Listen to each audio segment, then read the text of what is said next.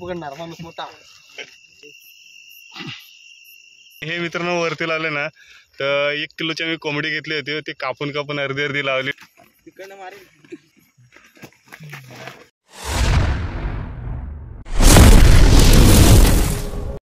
नमस्कार मित्रांनो, सोजन करताना यूट्यूब चॅनल कोकणिक संगमेश्वर चॅनलमध्ये मित्रांनो सर्वांचं एकदा खूप खूप स्वागत आहे। तर मंडळी आज आलोय पुलावरती, म्हणजे कासेमागजन ब्रिज आहे, त्या ब्रिजवरती आलेला आहे। हा पाठच्या साईडला ब्रिज आहे मित्रांनो, पाहू शकता त्या साईडला बघा।